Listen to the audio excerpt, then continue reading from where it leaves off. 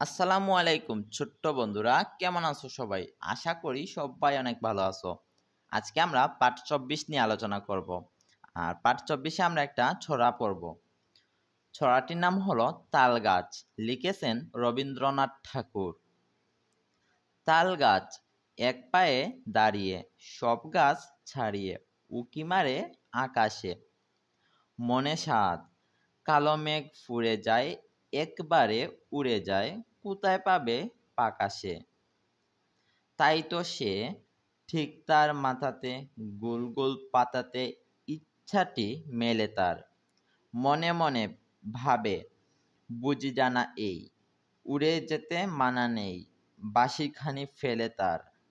সারাদিন ঝড় ঝড় থর থর কাঁপে পাতা পত্তর, ওরে যেন ভাবে ও, মনে মনে আকাশেতে বেরিয়ে, তাদের তারাদের এড়িয়ে যেন কোথাও যাবে ও।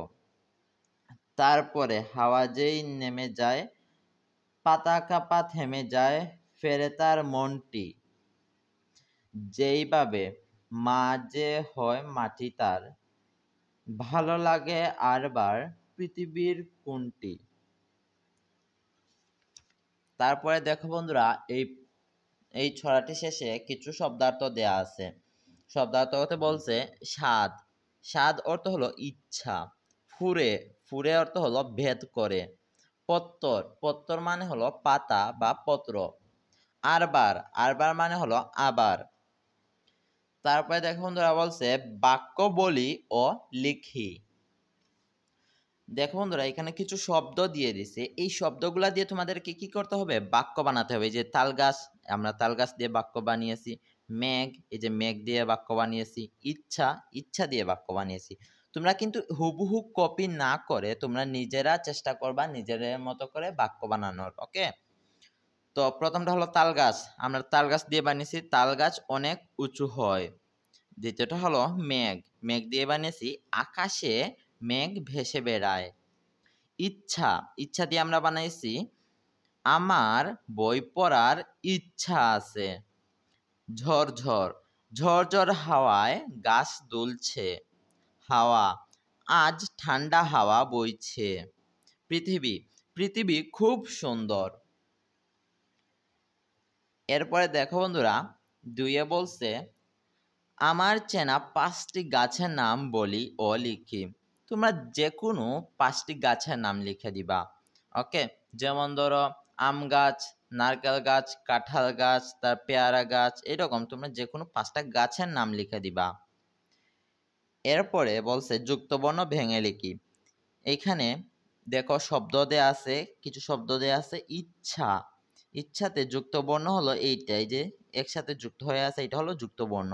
চ ছ, এই যে চ ছ, প্রথমে দেখো চ আছে তাই প্রথমে চ দিমু, আর পরে আছে ছ তাই আমরা পরে ছ দিমু। এই চ এবং ছ দুইটা মিলে এই যুক্তবর্ণটা গঠিত হয়েছে।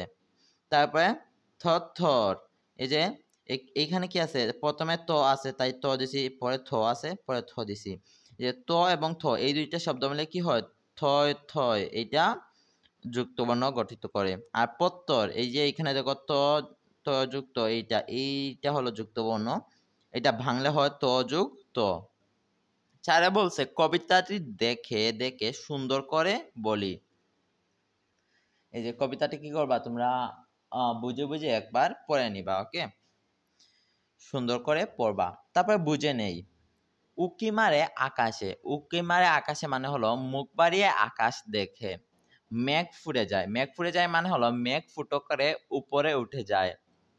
তারপরে তার মন ফেরে তার মনটি, মানে তার ফিরে আসে, মন ফিরে আসে। মা যে হয় মাটি তার, মানে হলো তার কাছে মাটিকে মা মনে হয়। এরপরে দেখো বন্ধুরা, এখানে কিছু প্রশ্ন দেয়া আছে, তো চলো দেখে নেই প্রশ্নগুলোর উত্তর কি আমাদের শিটে আছে নাকি নাই। এইটা হলো 85 পৃষ্ঠার, এই যে এইটা হলো 85 পৃষ্ঠার। আমরা আমাদের শিটে এই যে পৃষ্ঠার 85-তে চলে যাব। তোমরা যারা এখনো শিটটি ডাউনলোড করো নাই, ডেসক্রিপশন বক্স থেকে এখনই শিটটি ডাউনলোড করে এরকম প্রিন্ট করিয়ে নাও। আর যদি তোমরা ডেসক্রিপশন বক্সে কোনো সমস্যা হয় তাহলে অবশ্যই ভাইয়াকে কমেন্ট করবা, ভাইয়া তোমাদের কমেন্টের মধ্যে দিয়ে দেবো। ওকে, তো প্রথম প্রশ্নটি হলো কবিতাটির কবির নাম কি? কবিতাটির কবির নাম হলো, আমরা লিখব কবিতাটির কবির নাম হলো রবীন্দ্রনাথ ঠাকুর। দ্বিতীয় প্রশ্নটি হলো তাল গাছের মনের স্বাদ কি? আমরা এর উত্তর লিখব তাল গাছের মনের স্বাদ আকাশে উড়বে। তৃতীয় প্রশ্নটি হলো তাল গাছ কিভাবে দাঁড়িয়ে আছে? আমরা এর উত্তর লিখব তাল গাছ এক পায়ে দাঁড়িয়ে আছে। চতুর্থ প্রশ্নটি হলো বাতাস হলে তাল গাছের পাতা কেমন করে কাঁপে? আমরা এর উত্তরে লিখব বাতাস হলে তাল গাছের পাতা থরথর করে কাঁপে। ৫ নং প্রশ্নটি হলো তাল গাছ মনে মনে কাকে মা ভাবে? আমরা এর উত্তরে লিখব তাল গাছ মনে মনে মাটিকে মা ভাবে। এরপরে দেখো বন্ধুরা, এইখানে কিছু এমসিকিউ দেওয়া আছে। সঠিক উত্তরটি বলি ও লিখি, অর্থাৎ এইখানে 4টা অপশন দেওয়া আছে, কোনটা সঠিক সেটাতে আমরা দাগ দিব। ওকে, যেমন ধরো এইটা হলো তাল গাছ উকি মারে। তাল গাছ কোথায় উকি মারে? আমরা পড়েছিলাম তাল গাছ আকাশে উকি মারে, তো এইটা হলো আমাদের সঠিক উত্তর, আকাশে। দ্বিতীয়টি হলো তাল গাছের মনের ইচ্ছা। তাল গাছের মনের ইচ্ছা কি ছিল? কালো মেঘ ফুঁড়ে উড়ে যাবে। কালো মেঘ ফুটো করে কি করবে? সে উড়ে যাবে, এটা তার ইচ্ছা ছিল। আর বাতাস হলে তাল গাছের কি কয়? বাতাস হলে তাল গাছের থরথর করে পাতা কাঁপে। বাতাস হলে তাল গাছের পাতাগুলি থরথর করে কাঁপে, তাই এইটা হলো সঠিক উত্তর। ৮ নং এ বলছে যে দাগ টেনে মিল করি। আমাদের এই যে দাগ টেনে মিল করি, এইগুলো হলো প্রত্যেকটা একটা বাক্য। এই যে তাল গাছ এক পায়ে দাঁড়িয়ে, এটা হলো এক বাক্য। সারাদিন ঝড় ঝড় থরথর, এটা হলো আরেকটা বাক্য, কবিতার বাক্য। ওকে, মনে স্বাদ কালো মেঘ ফুরে যায়, তারপরে হাওয়া যেই নেমে যায়, যেইভাবে মাঝে হর মাটি তার।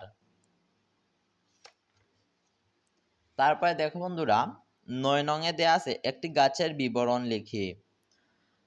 তো গাছের নাম কি? তোমরা এখানে লিখে দেবা যে কোনো একটা গাছের নাম, যেমন ধরো তাল গাছ কিংবা আম গাছ, পেয়ারা গাছ, যে কোনো একটা কিছু গাছের নাম লিখে দিবা। গাছটি কোথায় দেখেছো? তো তোমরা লিখবা যে আমরা বাড়ির সামনে দেখেছি, অথবা লিখবা তোমরা বাড়ির স্কুলের সামনে দেখেছি, স্কুলের মাঠে দেখেছি, কিংবা যে কোনো একটা বলে দিবা যে রাস্তার পাশে দেখি, যে কোনো একটা বললেই হবে এইখানে। তারপরে গাছটি দেখতে কেমন? তো গাছটি তুমি লিখতে পারো গাছটি দেখতে অনেক লম্বা, কিংবা গাছটি দেখতে অনেক ছোট, কিংবা লিখতে পারো গাছটি দেখতে অনেক মোটা। হ্যাঁ, তোমরা যে কোনো কিছু লিখতে পারো। গাছটি কোন কাজে লাগে? তো গাছটি আমাদেরকে ফল দেয় লিখতে পারো, কিংবা গাছটি আমাদেরকে কাঠ দেয় লিখতে পারো, গাছটি আমাদেরকে অক্সিজেন দেয়, গাছটি আমাদেরকে ছায়া দেয়, যে কোনো কিছু লিখতে পারো এখানে। তো তারপরে বলছে গাছ আমাদের কি কি কাজে লাগে তা বলি ও লিখি। তো গাছ আমাদের কি কি কাজে লাগে দেখে নেই। গাছ আমাদের বিভিন্ন কাজে লাগে, যেমন গাছ আমাদের অক্সিজেন দেয়, বিভিন্ন ফলমূল দেয়, আমাদের বাসা বাড়ির বিভিন্ন জিনিসপত্রের জন্য কাঠ দেয়। তো বন্ধুরা, এরপরের ভিডিওতে আমরা পার্ট 25 নিয়ে আলোচনা করব, আর এই ভিডিও লিঙ্ক ডেসক্রিপশন বক্সে দিয়ে দিব। তোমরা তোমাদের বইয়ের সকল ভিডিও লিঙ্ক ডেসক্রিপশন বক্সে পেয়ে যাবা। আর সবার আগে সকল ভিডিও পেতে এখনই সাবস্ক্রাইব করে ফেলো। আল্লাহ হাফেজ।